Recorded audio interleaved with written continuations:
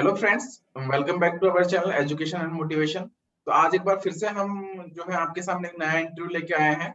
आज हम बात करेंगे मिस पुष्पा जी से। तो सबसे पहले मैं आपको उनका इंट्रोडक्शन देना चाहूंगा। वो जो है पंजाब से बिलोंग करती हैं और उन्होंने अपना जो ग्रेजुएशन किया था वो शिवाजी कॉलेज दिल्ली से किया था। वो दिल्ली यूनिवर्सिटी के अंदर एक कॉलेज आता है, डिग्री कॉलेज शिवाजी कॉलेज, वहां से उन्होंने अपना जो है ग्रेजुएशन किया। उसके बाद उन्होंने मास्टर्स अपना फिजिक्स में कंप्लीट किया आईआईटी रोपड़ से। और अभी वो करेंटली हाई एनर्जी फिजिक्स में पीएचडी कर रही हैं आईआईटी रुड़की से। ठीक है। तो आज का जो उनका इंटरव्यू है उसमें वो जितने भी उन्होंने पीएचडी इंटरव्यूज दिए हैं उन सब के बारे में आपको बताने वाले हैं कि उनके पीएचडी के इंटरव्यू के एक्सपीरियंसेस वगैरह कैसे रहे, कैसे उन्होंने अपने आप को पीएचडी में एनरोल किया आईआईटी रुड़की के अंदर, कैसे आप आईआईटी रुड़की में पीएचडी ले सकते हो, कैसे आप वहां का इंटरव्यू का पैटर्न वगैरह किस तरह से होता है, वो सब के बारे में आज हम डिस्कस करने वाले हैं। हम चीजें डिस्कस करेंगे आईआईटी रुड़की के बारे में भी कि आईआईटी रुड़की कैसा है रिसर्च के मामले में। फिजिक्स डिपार्टमेंट की अगर बात करें तो आप वहां पर रिसर्च के लिए उसको देख सकते हो या नहीं, उस सब के बारे में भी आज हम बात करने वाले हैं। तो सबसे पहले तो मैं बहुत बहुत धन्यवाद करना चाहूंगा पुष्पा जी का कि उन्होंने आप सभी के लिए टाइम निकाला, उनके वैल्यूएबल टाइम से। देखिए अभी क्या है कि उनके लिए जो टाइम हो काफी मतलब इम्पोर्टेंट टाइम, क्योंकि उनका कॉम्प्री आने वाला है। लेकिन फिर भी उन्होंने किसी तरह टाइम निकाल के आपके लिए टाइम निकाला जिससे कि आपके इंटरव्यूज में आपको थोड़ा बेनिफिट मिल सके। ठीक है। तो सबसे पहले तो मैं उनको बहुत बहुत धन्यवाद करना चाहूंगा। तो अब बिना देरी किए हम अपना इंटरव्यू स्टार्ट करेंगे। उससे पहले हम एक बात बोल दें कि देखिए इस तरह के इंटरव्यूज को अरेंज करने के लिए काफी एफर्ट्स लगाने पड़ते हैं। ठीक है। और जो है सामने वाला जो हमारा इंटरव्यूअर होता है उसको भी अपना वैल्यूएबल टाइम से टाइम निकालना होता है, मुझे भी। तो आप प्लीज उस टाइम की वैल्यू समझते हुए आप हमारे चैनल को सब्सक्राइब कर सकते हैं। और मैं आपसे जो है विनती करता हूँ कि आप ये जो वीडियो है वो लास्ट तक देखें। आपको आईआईटी रुड़की के बारे में काफी सारी चीजें जानने के लिए मिलेंगी। और अगर आप बात करें फिजिक्स डिपार्टमेंट की तो उसके लिए आप काफी सारी चीजें सीखेंगे कि किस तरह का इंटरव्यू होता है, क्या पैटर्न वगैरह है, वो सब। तो पुष्पा जी पहले तो बहुत बहुत कॉन्ग्रेचुलेशन कि आप वहां पे पीएचडी कर रहे हो और आपका अभी कॉम्प्री भी है। तो फिर आप कंप्लीटली रजिस्टर्ड हो जाओगे कॉम्प्री के बाद, क्योंकि कॉम्प्री से पहले हम जेआरएफ होते, जब हम एसआरएफ बन जाते हैं तो हम एक तरह से पक्के रिसर्चर हो जाते हैं, है ना। तो वो भी आपका एग्जाम में भी आने वाला ही है। तो पुष्पा जी सबसे पहले तो आप ये बताइए कि अगर कोई भी स्टूडेंट वहां पे आपके आईआईटी रुड़की में पीएचडी लेना चाहे, ठीक है, तो उसकी पहली सीढ़ी क्या है, मतलब कैसे उसको जो है कौन कौन से मोड ऑफ एंट्री हैं जो उसको वो एग्जाम्स क्वालिफाई करके वो वहां पे अप्लाई कर सकता है, उसके बारे में आप थोड़ा पहले बता दीजिए, फिर हम अपने इंटरव्यू की साइड बढ़ते हैं। तो आईआईटी रुड़की में जो है आप तीन तरह से आप जो है वहाँ पे एंट्री ले सकते हैं। तो पहला ये है कि अगर आपका नेट जेआरएफ क्लियर है, सीएसआर नेट, तो आप तो रैंकिंग के हिसाब से वहाँ पे शॉर्टलिस्ट किए जाते हैं बच्चे। तो और दूसरा अगर आपका गेट क्वालिफाई है तो उसमें भी रैंकिंग के हिसाब से मतलब शॉर्टलिस्ट किए जाते हैं, फिर इंटरव्यू होता है। और तीसरा है कि मान लीजिए अगर आपने आईआईटी से एमएससी किया है तो उसमें अगर आपका मान लीजिए सीजीपीए अगर 8.0 या उससे अबव है तो उसके बाद भी जो है आप वहाँ पे एडमिशन के लिए अप्लाई कर सकते हैं। और इंटरव्यू के बाद मतलब जैसे जो रिजल्ट होगा आपका जो है वहाँ पे एडमिशन हो जाएगा। तो ये है कि अगर उसमें आपको जब अगर मान लो आईआईटी से अगर आप एमएससी करके अगर आप एडमिशन ले रहे हैं तो उसमें आपको थोड़ा देखना रहेगा कि एनआईटीज या फिर सेंट्रल यूनिवर्सिटीज के लिए भी ये मतलब उन्होंने सुविधा दी है नहीं दी है, ये मतलब भी हर साल कुछ ना कुछ क्राइटेरिया चेंज होता है, तो उस हिसाब से आप ये देख सकते हैं। और किसी किसी आईआईटी में क्या होता है कि मतलब ये जो सीजीपीए होता है वो 8.0 से ना होकर वो 8.5 या उससे अबव हो जाता है। तो ये भी आप जो है उनके जो प्रोस्पेक्टस में होते हैं अलग अलग आईआईटी स्कूल्स में चेक कर सकते हैं। आईआईटी रुड़की में ये 8.0 या उससे अबव है। और एक और ये होता है कि कुछ कुछ डिपार्टमेंट जो है रोलिंग एडवर्टीजमेंट निकालते हैं जो तरह से प्रोजेक्ट पोजीशंस होती हैं। तो अगर आप वहाँ पे भी मतलब एक अगर आप अप्लाई कर सकते हैं, मतलब अपना प्रपोजल डाल सकते हैं, अपने रिसर्च प्रपोजल को डाल सकते हैं और उसमें भी शायद इंटरव्यू होता है। तो अगर उसको जैसे आप क्वालिफाई करते हैं तो आप जो प्रोजेक्ट ज्वाइन करते हैं उसके बाद उस प्रोजेक्ट से आप उसको जो है पीएचडी में कंटिन्यू करवा सकते हैं। तो इस तरह से मतलब आप जो है एडमिशन दे सकते हैं। अच्छा पुष्पा जी आपने बहुत अच्छी तरीके से समझा दिया ये तो।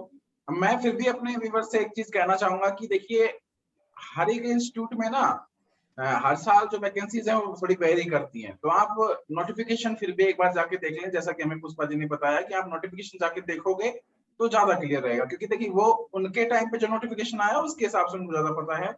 बाकी हर साल नोटिफिकेशन नंबर ऑफ सीट्स की वजह से थोड़ा चेंज होता रहता है, क्राइटेरिया थोड़े मॉडिफाई होते रहते हैं, तो आप वो चेक कर सकते हैं, ठीक है। तो अभी दिसंबर सेशन में और ये अगस्त सेशन में दोनों ही टाइम पे जो है इंटरव्यूज वगैरह लिए जाते हैं।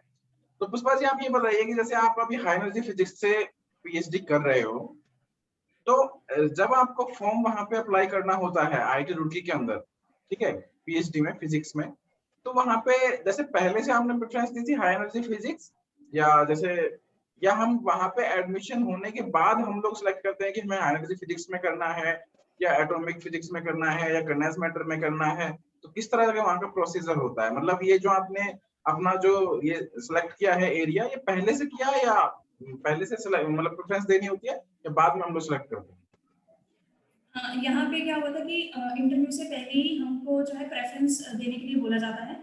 तो वहाँ पे जैसे मान लीजिए अगर आपको जैसे हाई एनर्जी फिजिक्स है, कंडेंस मैटर फिजिक्स है, एटॉमिक एंड मॉलिक्यूलर फिजिक्स है, एटमॉस्फेरिक फिजिक्स है, न्यूक्लियर फिजिक्स है, उसका थ्योरेटिकल एक्सपेरिमेंटल, तो इसके लिए जो है आप जो को पहले ही प्रेफरेंसेस भरवा दी जाते हैं इंटरव्यू से पहले ही।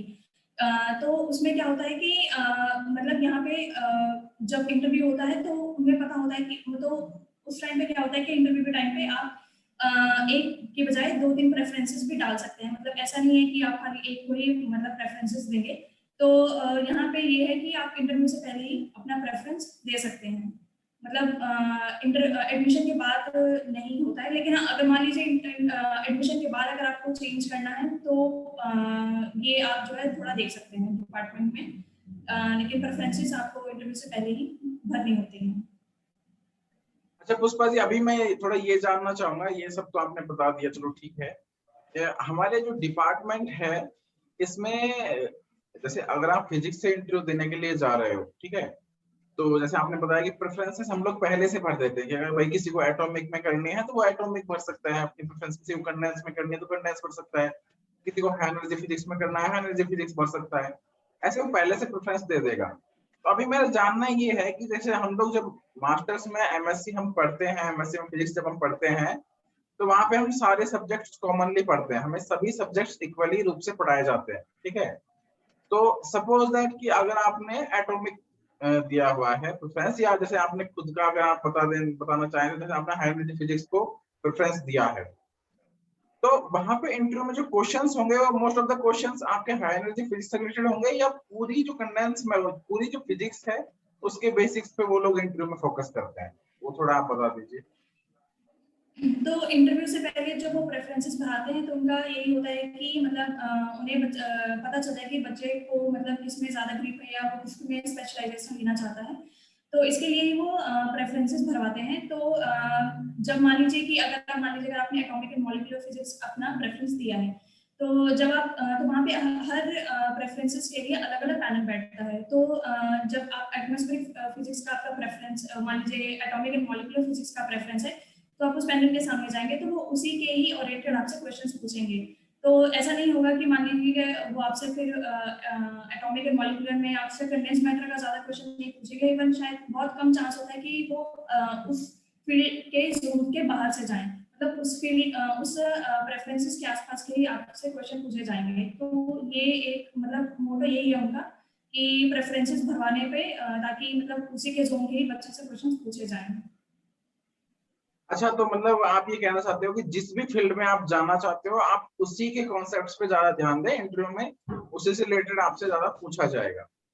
तो ठीक है, ये तो बहुत अच्छी चीज है कि हमारा जो एरिया है वो थोड़ा हम छोटा कर पा रहे हैं। अच्छा, इसके बाद मैं जो चीज पूछना चाहूंगा वो ये पूछना चाहूंगा कि कुछ लोग जो होते हैं ना, अगर मान लीजिए किसी अच्छी यूनिवर्सिटी से अगर वो पढ़े हुए हैं या आईआईटी एनआईटी से पढ़े हैं, तो अपने मास्टर्स में प्रोजेक्ट करके आते हैं। और जो नॉर्मल कॉलेज से या किसी छोटी यूनिवर्सिटी जो मतलब जिनका लेवल उतना सही नहीं है, वो लोग या प्राइवेट अगर कॉलेज से करके आए हैं, प्राइवेट यूनिवर्सिटी से करके आए हैं, तो उन लोगों के पास प्रोजेक्ट नहीं होता है एमएससी के दौरान। तो जैसे आज हमारे कमेंट सेक्शन में एक कमेंट आया भी था इस पे, तो क्या उनके भी इक्वली चांसेस होते हैं सेलेक्ट होने के पीएचडी में, या प्रोजेक्ट जिसके पास है उसका कुछ वेटेज बढ़ जाता है उस बच्चे के लिए?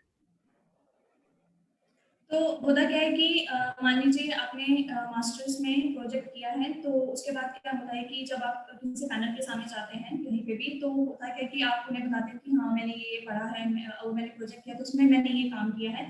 तो होता क्या है कि मान लीजिए तो वो उनके उस वक्त जो उनके क्वेश्चंस हैं उस वक्त फिर आपके, अगर वो चाहें तो आपके प्रोजेक्ट के ओरिएंटेड क्वेश्चंस हो जाते हैं। मतलब वो आपको मान लीजिए कि प्रोजेक्ट से ज्यादा क्वेश्चंस पूछते हैं, लेकिन मान लीजिए अगर आपने प्रोजेक्ट नहीं किया है तो उस वक्त क्या होता है कि मान लीजिए कि अगर आपने कोई प्रेफरेंस दी है कि हाँ मुझे इलेक्ट्रॉनिक्स में आगे काम करना है, तो फिर वो आपको वहीं से क्वेश्चन पूछेंगे। ऐसा नहीं है कि अगर आपने प्रोजेक्ट नहीं किया है तो आपका मतलब जो है सिलेक्शन होने का कम चांस है, बल्कि सबका चांस बराबर रहता है उसमें, क्योंकि उस वक्त वो खाली यही देखते हैं कि आपने जो पढ़ा है, मान लीजिए आपने प्रोजेक्ट किया है तो उसमें आपको कितना समझ है, मतलब। और अगर प्रोजेक्ट नहीं किया है तो भी वो यही सिर्फ यही देखेंगे कि आपके बेसिक्स या आपके जो कॉन्सेप्ट्स हैं वो कितने क्लियर हैं। तो दोनों ही तरफ, दोनों ही केसेस में जो चीज़ एक ही देखी जाती है कि आपने जो पढ़ा है वो आपको कितना क्लियर है। तो ऐसा तो नहीं है कि मतलब अगर किसी ने प्रोजेक्ट नहीं किया है तो उसका चांस कम है सिलेक्शन का, दोनों का ही बराबर रहता है। अच्छा पुष्पा जी, आपने बहुत अच्छे से एक्सप्लेन किया। मैं एक चीज यहाँ पे ये भी जानना चाहूंगा कि जैसे सपोज दैट कि आपने जैसे इतने सारे इंटरव्यू दिए हैं, तो आप बता पाओगे इसको अच्छे से अपने एक्सपीरियंस के हिसाब से कि सपोज दैट आप किसी इंटरव्यू में गए, ठीक है, और उस इंटरव्यू में आपसे स्टार्टिंग में 3-4 क्वेश्चंस ऐसे पूछ लिए गए जो आपको नहीं बताने में आए, या मान लीजिए पहला दूसरा क्वेश्चन ऐसा हो गया कि आप नर्वस हो गए, आपको उस क्वेश्चन का कोई आइडिया नहीं है, और अब आपको ऐसा लग रहा है कि यार मेरा अब जो इंटरव्यू है वो बिगड़ जाएगा, मेरा इंप्रेशन ही खराब चला गया स्टार्टिंग में।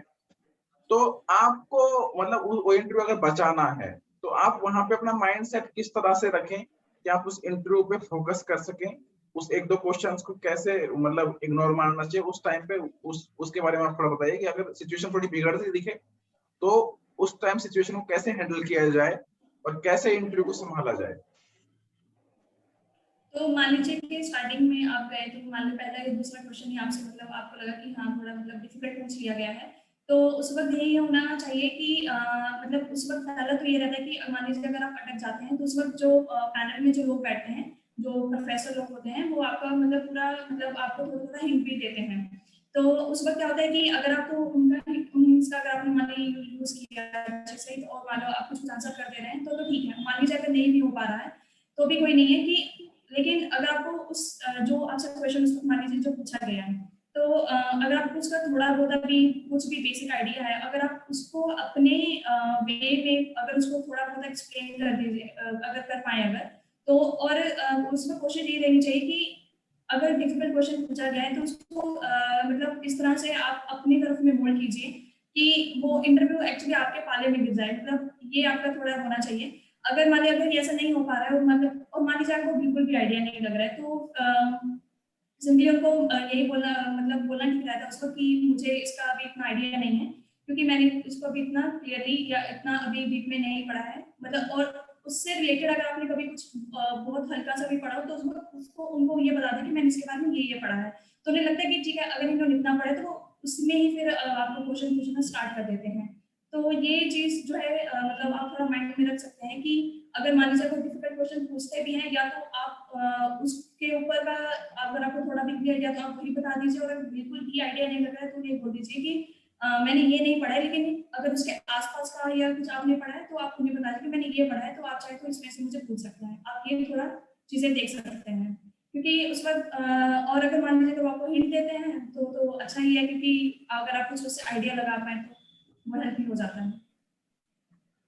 हाँ देखिए, मैं भी इस बारे में मतलब आपको थोड़ा अपना ओपिनियन देना चाहूंगा कि मैंने पहले भी इस पे एक वीडियो बनाया हुआ है, आप वो जा करके भी देख सकते हो।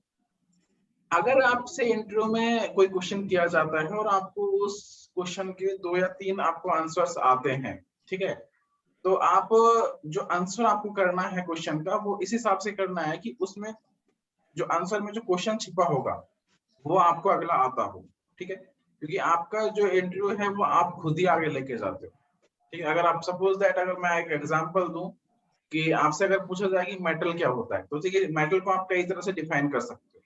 अगर आप उसमें बोलोगे कि रेसिस्टिविटी के रूप में डिफाइन करोगे तो आपसे अगला क्वेश्चन रेसिस्टिविटी से करेंगे।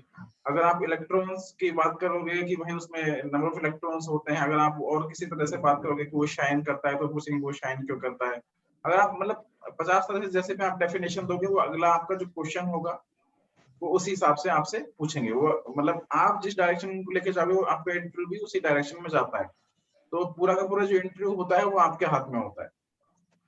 और तो चलिए अभी आगे चलते हैं। तो पुष्पा जी, अभी आप ये बताइए कि जब सिलेक्शन हो जाता है आपका वहां पे, तो वहां पे जो गाइड सिलेक्शन का प्रोसेस है वो कैसे है? वो एडमिशन के बाद हम लोग गाइड सिलेक्ट कर पाते हैं या पहले कोई प्रोसेस है? जैसे अगर मैं बात करूं तो आईएससी में फिजिक्स डिपार्टमेंट में एक बार अगर आप सिलेक्ट हो जाते हो इंटरव्यू में, उसके बाद जब आप फीस भर के यहाँ पे डिपार्टमेंट में आते हो, उसके बाद ही आपको आपके गाइड्स को प्रेफरेंस देने का चांस मिलता है। उसके बाद ही आपके गाइड डिसाइड होते हैं एडमिशन के बाद। अगर हम बात करें आईआईटी दिल्ली की, तो आईआईटी दिल्ली में आपका इंटरव्यू होता है, उसके बाद सेकंड राउंड होता है एक, उसमें आपको हर एक गाइड के पास जाकर के उनको कन्वेंस करना होता है, उनके साथ मीटिंग करनी होती है। अगर आप उनको कन्वेंस कर पाते हो तो आपको उसी टाइम पता लग जाता है कि मेरा गाइड ये है। तो इस तरह से जो आईआईटी रुड़की में प्रोसेस क्या है, क्योंकि जैसे अगर हमने देखा कि आईएससी में एडमिशन के बाद आपको गाइड का पता चलेगा, आईआईटी दिल्ली में आपको एडमिशन के पहले गाइड का पता चलेगा। तो ऐसे ही अगर मैं बात करूं आईआईटी रुड़की की, तो वहां पे प्रोसेस क्या है? वहाँ पे भी यही है कि जैसे इंटरव्यू से पहले आपसे जैसे आपके अलग-अलग रिसर्च एरिया का प्रेफरेंसेस आपसे भरवाया जाता है। उसी तरह उस वक्त भी यही होता है कि मान लीजिए अगर आपको एटॉमिक एंड मॉलिक्यूलर फिजिक्स में या कंडेंस मैटर फिजिक्स में मान लीजिए आपने इन 2 जगह पे अपना प्रेफरेंस दिया है, तो तो होता क्या है कि उसमें मान लीजिए एटॉमिक एंड मॉलिक्यूलर फिजिक्स में मान लीजिए कि 3 फैकल्टी हैं, तो आप उन 3 फैकल्टीज को जो है अपने हिसाब से अपना प्रेफरेंस दे सकते हैं। तो वहाँ पे मतलब इंटरव्यू से पहले ही जो है आपसे प्रेफरेंसेस भरवा ली जाती हैं। मतलब एडमिशन के बाद वहाँ पे गाइड स्लिप नहीं होता है, एडमिशन से पहले ही गाइड आपको पता चल जाता है। अच्छा, तो ये तो बहुत अच्छी चीज है अगर आपको एडमिशन से पहले गाइड पता लग जाता है। लेकिन यहाँ पे अगर मैं बात करूँ आईएससी में, तो पर्टिकुलरली फिजिक्स डिपार्टमेंट में ऐसा नहीं है। तो चलिए, ये बहुत अच्छी बात है। अच्छा, एक चीज मैं यहाँ पे पूछना चाहूंगा, जो हमारे काफी व्यूवर्स का डाउट होता है कि सपोज अगर किसी ने अपना ग्रेजुएशन वगैरह अपनी नेटिव लैंग्वेज में किया है, सपोज किसी ने हिंदी में किया है, किसी ने बंगाली में किया है, किसी ने अपनी और नेटिव लैंग्वेज में किया है, मातृभाषा में किया है। अब मान लीजिए कि उसका इंग्लिश में जो कम्युनिकेशन स्किल्स है वो इतना अच्छा नहीं है, ठीक है? तो उस केस में जब वो इंटरव्यू में जब वो आंसर्स करता रहेगा, तो हो सकता है कि वो अपनी चीजें इतने अच्छे से नहीं समझा पाए जो वो समझाना पा रहा है पैनल को। तो उस केस में आप क्या समझते हो कि क्या जो लैंग्वेज है, क्या वो एक बैरियर बन सकती है हमारे पीएचडी में सिलेक्शन के लिए, या लैंग्वेज जस्ट एक रास्ता है सामने वाले तक पहुंचाने के लिए कि भाई मैं समझाना चाह रहा हूँ, अपनी बातें समझाने के लिए सिर्फ एक रास्ता है? तो आप क्या इसके बारे में कहना चाहोगे? तो होता क्या है कि जब आपका इंटरव्यू चलता है तो उस वक्त मतलब ऐसा नहीं है कि आपको खाली इंग्लिश में ही आपको आंसर करना होता है। मतलब आप चाहे इंग्लिश टू हिंदी मतलब या फिर दोनों का ही मतलब आप यूज कर सकते हैं, या फिर खाली हिंदी में भी आप अपनी चीज़ को आंसर कर सकते हैं। क्योंकि उस वक्त यही होता है कि आप उस वक्त उन्हें फिजिक्स समझा रहे होते हैं, तो लैंग्वेज मैटर नहीं करता है उसको कि आप उसको इंग्लिश में समझा रहे हैं, हिंदी में या मतलब किसी और लैंग्वेज में। तो मतलब लैंग्वेज का इतना प्रॉब्लम नहीं है, क्योंकि मान लीजिए अगर आप एक्सप्रेशन लिखेंगे तो वो खाली या तो मैथ्स में ही लिखा जाता है या फिर नॉर्मली जो उसके वेरिएबल्स होते हैं उसमें ही लिखा जाता है। तो उसमें हिंदी या इंग्लिश का ऐसा कोई मैटर नहीं है, क्योंकि इस वक्त फिजिक्स समझाने के लिए कोई लैंग्वेज का जरूरत नहीं है। इट्स जस्ट अ कॉन्सेप्ट कि आप इसको कैसे कन्वे कर रहे हैं, दैट्स ऑल। जी बिल्कुल बिल्कुल, मैं भी यही कहना चाहूंगा कि लैंग्वेज जो है कोई बैरियर नहीं है। आप लैंग्वेज के लिए ना डरें, आप आराम से अपना इंटरव्यू देखिए। क्योंकि देखिए, इंग्लिश आपको सीखनी पड़ेगी, क्योंकि पेपर राइटिंग भी आपको इंग्लिश में करना है, और आपको कोई प्रेजेंटेशंस देनी है, आपको फॉरेन जाके अगर कोई टॉक देना है, तो सब कुछ आप इंग्लिश में ही करोगे। लेकिन केवल पीएचडी के सिलेक्शन में वो आपको बाधा नहीं बनेगी, क्योंकि उसके बाद भी वो सिर्फ एक लैंग्वेज है जो आपसे सीखी जा सकती है। अगर आपको सब्जेक्ट की नॉलेज है तो लैंग्वेज के बेसिस पे आपको रिजेक्ट नहीं करेंगे। तो आप उसके बारे में जो है डिमोटिवेट ना हो। तो पुष्पा जी, अभी आप ये बताइए, जैसे आपने तो अभी लगभग 2 साल आपके पूरे होने को जा रहे हैं आईआईटी रुड़की में। तो आईआईटी रुड़की में जब आपने अगर एडमिशन ले लिया है जैसे फिजिक्स डिपार्टमेंट में, तो पहले तो ये बता दीजिए कि फिजिक्स डिपार्टमेंट में केवल एक डिपार्टमेंट फिजिक्स के नाम से ही है, या ब्रांचेस उसकी अलग अलग खुली हुई हैं कि हाई एनर्जी फिजिक्स अलग है, एटॉमिक फिजिक्स अलग है? क्योंकि जैसे मैं बात करूं तो हमारे यहाँ आईएससी में फिजिक्स डिपार्टमेंट अलग है, हाई एनर्जी फिजिक्स डिपार्टमेंट अलग है, तो वैसे वहां पे केवल फिजिक्स डिपार्टमेंट है या अलग अलग ब्रांचेस हैं? वहाँ पे मतलब एक ही पूरा फिजिक्स डिपार्टमेंट है, जहाँ पे मतलब सभी फैकल्टीज लोग बैठते हैं, मतलब अलग अलग ब्रांचेस के। तो वहाँ पे एक पूरा, हाँ वहाँ पे पूरा मतलब एक फिजिक्स डिपार्टमेंट एक ही है, बाकी उनको एरिया वाइज डिवाइड किया। ठीक है ठीक है, ये मतलब बहुत अच्छा है कि आपको जो इसका मतलब आपको जो डिग्री मिलने वाली है वो डिपार्टमेंट ऑफ फिजिक्स के नाम से मिलने वाली है लास्ट में, department of physics IIT Roorkee. चलिए ठीक है। तो अभी जो अगला चीज मैं जानना चाहूंगा, ये जानना चाहूंगा कि मान लीजिए आपका एडमिशन हो चुका है अभी आईआईटी रुड़की में, ठीक है, किसी बच्चे का एडमिशन हो गया है, तो वहां पे अभी उनका कोर्स वर्क किस तरह का है और क्या मिनिमम सीजीपीए उनको मेंटेन करनी पड़ेगी कोर्स वर्क निकालने के लिए, कितने कोर्सेज उनको करने पड़ेंगे? तो यहाँ पे क्या होता है कि आपको 14 क्रेडिट्स पूरे करने होते हैं यहाँ पे। तो उसके लिए आपको जो है आपका जो है सेमिनार प्रेजेंटेशन होता है और 3 से 4 आपके कोर्सेज होते हैं, मतलब उनके क्रेडिट्स के बेसिस पे ही आपको जो है वो देखना होता है। और आपको मिनिमम जो है 7 सीजीपीए तो मेंटेन करना ही होता है। तो बाकी आपको जो कोर्स सिलेक्शन है वो ऐसा होता है कि मान लीजिए कि अगर आप हाई एनर्जी फिजिक्स में हैं तो आप उससे रिलेटेड ही आप कोर्सेज जो है आप अपने सिलेक्ट कर सकते हैं कि आपको क्वांटम फील्ड थ्योरी हो गया और जीटीआर हो गया, या फिर मैथमेटिकल फिजिक्स में आपका जो एडवांस मैथमेटिकल फिजिक्स आता है आपको वो ले सकते हैं। ऐसे ही कंडेंस्ड मैटर फिजिक्स के भी अलग अलग कोर्सेज होते हैं। और आप मान लीजिए किसी सब्जेक्ट या फिर किसी रिसर्च में जो आपके कुछ सब्जेक्ट है अगर वो किसी और डिपार्टमेंट के, तो आप वो भी ज्वाइन कर सकते हैं। अगर आपको लगता है कि हाँ ये मेरे आगे रिसर्च वर्क में काम आ सकता है, तो आप किसी और डिपार्टमेंट के कोर्सेज भी आप ज्वाइन कर सकते हैं। तो मिनिमम जो है हाँ बताइए। तो मिनिमम वही है कि आपको 14 क्रेडिट्स कंप्लीट करने होते हैं। ओके पुष्पा जी, अभी मैं एक मतलब बहुत इंपॉर्टेंट क्वेश्चन पूछने जा रहा हूँ, जो आप अपने एक्सपीरियंस से मतलब बता सकते हैं कि अ, अगर मैं बात करूं तो इंडिया में मोस्ट ऑफ द 50 से 60% बच्चे ऐसे होते हैं पीएचडी में जो कि एक गैप लेके आते हैं, आइदर 6 मंथ्स का गैप लेके आते हैं या 1 साल का गैप लेके आते हैं। उसके पीछे रीजन ये होता है कि वो जो नेशनल लेवल के एग्जाम्स होते हैं, अपने नेट होता है, गेट होता है, इनमें अच्छा एक रैंक नहीं अचीव कर पाते हैं, जिसकी वजह से उनको कॉल नहीं आता है पीएचडी के इंटरव्यू का, और वो नहीं इंटरव्यू मतलब नहीं एडमिशन ले पाते हैं कहीं पे भी। तो लेकिन आपने तो अगर रेगुलर में अब आपने चूंकि रेगुलर मूड में एडमिशन लिया है, आपने 17 से 19 में अपने एमएससी के, 19 में आपने अपने आप को रजिस्टर किया पीएचडी में आईआईटी रुड़की में, तो मैं ये भी थोड़ा जानना चाहूंगा कि आपने जो इतना अच्छा रैंक अचीव किया आपने इस एग्जाम में, तो उसके पीछे का राज क्या है? आपने मतलब किस तरह से अपने स्टडी पे फोकस किया था और किस तरह से हमारे व्यूवर्स उससे सीख सकते हैं कि वो किस तरह से स्टडी करें कि वो भी एक अच्छी रैंक लेकर के बिना किसी गैप के कंटिन्यू में कहीं पे पीएचडी में एडमिशन ले सकें? ठीक है, किस तरह से उनको स्टडी पे फोकस करना चाहिए? कि आपने कोई टेस्ट सीरीज वगैरह की थी या आपने कोई बुक प्रेफर की थी जो है फिजिक्स के लिए, या ऐसा कुछ हो तो आप थोड़ा हमारे व्यूवर्स को बताइए। तो होता क्या है कि जब आप मास्टर्स में होते हैं तो उस वक्त क्या होता है कि आपके एक सेमेस्टर में मान लीजिए 4-5 सब्जेक्ट होते हैं, फिर दूसरे सेमेस्टर में 4-5 सब्जेक्ट होते हैं, तो एक साथ एक ही सेमेस्टर में आपको सारे सब्जेक्ट्स नहीं पढ़ाए जाते हैं। तो उस वक्त क्या होता है कि मान लीजिए आपको जिस सेमेस्टर में जो सब्जेक्ट्स पढ़ाए जा रहे हैं, जो आप या फिर आपने जो सब्जेक्ट्स लिए हैं, तो उससे रिलेटेड आपके जो भी मतलब साइड बाय साइड जो है मतलब जो आपके प्रीवियस ईयर क्वेश्चंस होते हैं, फिर कुछ क्वेश्चन बैंक्स होते हैं, आप उनके क्वेश्चन या तो आप साइड बाय साइड सॉल्व करते रहिए, क्योंकि इससे क्या होता है कि आपका जो है न्यूमेरिकल्स वगैरह सॉल्व करने का, और क्योंकि वो ऑब्जेक्टिव एग्जाम्स ऑब्जेक्टिव पेपर होता है, तो मतलब किस तरह से क्वेश्चंस को जल्दी से मतलब उन्हें क्रैक करना है, तो ये आपकी हैबिट बनी रहती है। तो ये मैं बोलूंगी कि जब आपका मास्टर्स का कोर्स चल रहा होता है तो साइड बाय साइड आप जो चीजें सॉल्व करते रहिए। और मतलब जैसे कि जेआरएफ जो सीएसआर जेआरएफ का जो एग्जाम है वो साल में 2 बार होता है, तो आप वो दोनों बार ही अप्लाई कीजिए, जून में हो गया, दिसंबर में हो गया। तो उससे क्या होता है कि आपको पता चलता है कि हाँ कि मतलब कितने घंटे में कितने क्वेश्चंस करने हैं और किस पार्ट में मुझे पहले अप्लाई करना है। तो ये सब चीजें जो है आपको हेल्प करती रहती हैं, क्योंकि वही है कि अब एक बार में अगर हम सारा सिलेबस करने का कोशिश करते हैं तो वही कि सिलेबस एक बार में बहुत ज्यादा हो जाता है वो करने के लिए, क्योंकि जो नेट जेआरएफ का जो सिलेबस है बहुत ज्यादा होता है एक बार में करने के लिए। तो ये कि अगर उसको मतलब थोड़ा पार्ट्स में अगर करते रहेंगे side by side masters course में, तो वो थोड़ा हेल्पफुल रहता है। अच्छा पुष्पा जी, मैं थोड़ा ये जानना चाहूंगा कि ये आपने बताया तो अभी जैसे आगे आपने बताया कि पूरा सिलेबस एक साथ करना इतना आसान नहीं होता है।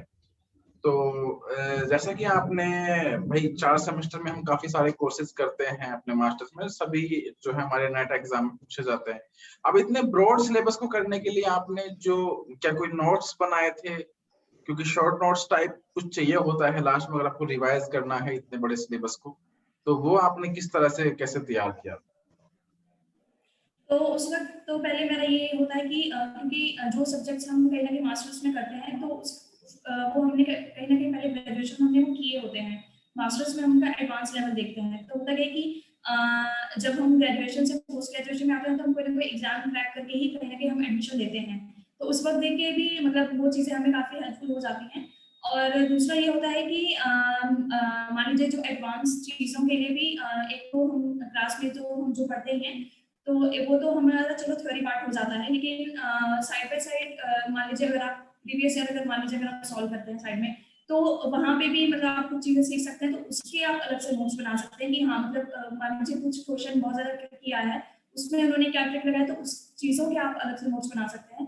बाकी थ्योरी तो वही है कि आपको एक बार पूरा अच्छे से गो थ्रू होना ही पड़ता है, मतलब बाकी क्वेश्चन्स को किसी अगर कोई अलग क्वेश्चन है, उसको कैसे ट्रीट किया गया, उसके आप जो है शो नोट्स बना सकते हैं आप। और बाकी ये है कि अगर आपको कहीं ऑनलाइन अगर किसी भी के अगर आपको जो है नोट्स अगर अवेलेबल हो जाते हैं, तो वो कहीं न कहीं हेल्पफुल रहता ही है। अच्छा पुष्पा जी, आपने बहुत अच्छी इंफॉर्मेशन दी और हम तो भगवान से यही दुआएं करेंगे कि आप जल्दी से अपनी पीएचडी कंप्लीट करके पोस्ट डॉक करके किसी न किसी आईआईटी में फैकल्टी लगो, ठीक है? और आप मतलब लोगों की सेवा करते रहो आगे भी। अच्छा, मैं अभी ये थोड़ा जानना चाहूंगा कि जो आईआईटी रुड़की है वहां पे जाके आपको कैसा लगा? वहाँ का रिसर्च एनवायरनमेंट कैसा है? वहाँ का वैसे एनवायरनमेंट कैसा है? मौसम वाइज आईआईटी रुड़की कैसा है? वहाँ के बच्चे और वहाँ के पब्लिक, वहाँ के टीचर्स वगैरह कैसे फ्रेंडली हैं, कैसा है? वहाँ पे घूमने के लिए आसपास कैसा है? तो कैंपस के बारे में आप थोड़ा बताइए, वहाँ का मेस फूड वगैरह कैसा है, उस सब के बारे में। जी, तो यहाँ पे मतलब फैकल्टीज़ काफ़ी हेल्पफुल हैं, मतलब वो जो भी मान लीजिए कोर्स वर्क की बात कीजिए या फिर आप अपने रिसर्च वर्क की बात कीजिए, तो फैकल्टीज़ आपको पूरा हेल्प करती हैं, आपको पूरा गाइड करती हैं और मतलब काफ़ी फ्रेंडली हैं वो। और दूसरा यहाँ के स्टूडेंट्स भी काफ़ी अच्छे हैं, जो सीनियर्स हैं, जो हमसे आगे पढ़ रहे हैं, वो भी मतलब पूरा हेल्प करते हैं। मान लीजिए कि जैसे जिनका अगर एक्सपेरिमेंटल वर्क है, तो उनके लैब के जो उनके सीनियर्स हैं, उन्हें काफ़ी हेल्प करते हैं। ऐसे ही मतलब थ्योरेटिकल में जैसे अलग-अलग क्यूबिकल्स बनाए जाते हैं, तो वहाँ पे भी मतलब काफ़ी फ्रेंडली और अच्छा एनवायरनमेंट है। और बाकी कैंपस अच्छा है, मतलब मेस फूड भी ठीक है, मतलब और घूमने के लिए यहाँ आस-पास तो वही हरिद्वार, ऋषिकेश है, आप यहाँ जा सकते हैं, फिर आगे देहरादून, मसूरी है, वहाँ आप जा सकते हैं। और बाकी स्टूडेंट्स भी अच्छे हैं, मतलब वही है कि हर साल वही जो कल्चरल फेस्ट होते हैं, स्पोर्ट्स फेस्ट होते हैं, तो उससे काफ़ी इंटरेक्शन होता है, जो एक्स्ट्रा करिकुलर एक्टिविटीज़ के लिए भी अच्छा है। अच्छा पुष्पा जी, मैं आपका बहुत बहुत धन्यवाद करना चाहूंगा कि आपने मतलब इतना अच्छी आज इंफॉर्मेशन दी हमारे व्यूवर्स को। तो अभी इसी के साथ हम अपना टॉक खत्म करेंगे। उससे पहले मैं एक बात और बोलना चाहूंगा कि अगर आपको कोई भी डाउट रह गया है इस वीडियो में, या आपको आईआईटी रुड़की से रिलेटेड कोई डाउट है, फिजिक्स डिपार्टमेंट से रिलेटेड कोई डाउट है, तो आप कमेंट सेक्शन में लिख सकते हो। और अगर आपको पर्सनली भी पुष्पा जी से बात करनी है, तो आप जो है उनको मेल कर सकते हो, ठीक है? तो वो जब भी उनको टाइम मिलेगा, 2 दिन में 4 दिन में, उनका थोड़ा बिजी शेड्यूल होता है, तो जब भी मिलेगा वो आपको रिप्लाई करने की कोशिश करेंगी, ठीक है? और आपकी जो क्वेरीज हैं उनको दूर करने की कोशिश करेंगे। तो बाकी एक एक और बात मैं यहाँ पे बताना चाहूंगा कि देखिए, ये इस तरह की वीडियोस जो हैं, ये इस तरह इसलिए आपके लिए बनाई जाती हैं कि अगर आप किसी सक्सेसफुल पीपल को देख करके उसने जो किया उन सबको फॉलो करने की कोशिश करोगे, तो ही आप लाइफ में सक्सेसफुल बन सकते हो। सक्सेसफुल बनने का कोई मंत्र या सीधा सा कोई रूल नहीं है कि आप उससे बन जाओ। इस दुनिया में जो पीपल, जो लोग ऑलरेडी सक्सेसफुल हैं, हम उनको देख करके, उनको फॉलो करके ही सक्सेसफुल बन सकते हैं। तो इसलिए इस तरह की सक्सेसफुल पीपल्स की जो है वीडियो बनाई जाती है। अगर कोई ऑलरेडी पीएचडी में एनरोल्ड है तो वो आपको थोड़ा टिप्स दे सकता है, इसलिए इस तरह की वीडियोस बनाई जाती हैं। अगर आपको ये वीडियोस अच्छी लगती हैं तो आप चैनल को सब्सक्राइब कर सकते हो, जिससे हमें थोड़ा मोटिवेशन मिल सके और हम आपके लिए और नई वीडियोस भी लेके आ सकें। तो पुष्पा जी, आप लास्ट में हमारे व्यूअर्स से कुछ कहना चाहोगे? पीएचडी एडमिशन में, इंटरव्यूज में घबराए ना, उस सबके लिए नर्वस ना हो, उस सबके लिए। जी, तो मैं यही कहूँगी कि आप अपनी मेहनत और अपना हार्ड वर्क पूरा रखिए और मतलब इंटरव्यू जब होता है, ठीक है, थोड़ा नर्वस होता है स्टार्टिंग में कि पता नहीं क्या पूछ लेंगे और वहाँ के पैनल में कैसे प्रोफेसर होंगे, बट वो पूरा हेल्प करते हैं। मतलब वो, क्योंकि उन्हें भी पता है कि बच्चे का इंटरव्यू है, तो वो मतलब ऐसा नहीं है कि मतलब आप पे हावी हो जाते हैं, वो पूरा हेल्प करते हैं, आपको हिंट भी देते हैं और बहुत जेन्युइनली वो मतलब बच्चे के साथ पूरा बातचीत करते हैं। तो उस वक़्त ये भी स्टार्टिंग में नर्वस होता है, बट धीरे-धीरे चीज़ों को अपने ही फेवर में आप लाने की कोशिश कीजिए और बाकी वही है कि अगर हार्ड वर्क करेंगे तो सक्सेस तो मिलेगा ही। ठीक है, तो अभी मैं सभी को, अपने व्यूअर्स को बेस्ट ऑफ लक बोलना चाहूंगा, जिनके अभी आगे इंटरव्यूज आ रहे हैं। आप अच्छे से इंटरव्यूज दीजिए, अच्छे से आप सेलेक्ट होइए, और अगर आप सेलेक्ट हो जाते हैं तो आप हमें बताइए, जिससे हम आपका भी इंटरव्यू लेकर के चैनल पे बाकी लोगों की हेल्प कर सकें। ठीक है, क्योंकि जैसे अभी हम लोग आपकी हेल्प कर रहे हैं, ऐसे आपको भी आने वाली पीढ़ी की हेल्प करनी चाहिए, तो उसके लिए आपको भी यहाँ पे इंटरव्यूज देने चाहिए। मैं तो यही आपसे बोलना चाहूंगा। तो चलिए फिर आज का ये इंटरव्यू यहीं पे समाप्त करते हैं। अगर आपको कोई भी डाउट है तो प्लीज कमेंट सेक्शन में लिखें, और अगर वीडियो अच्छी लगी है तो प्लीज लाइक करें, शेयर करें, चैनल को सब्सक्राइब करें।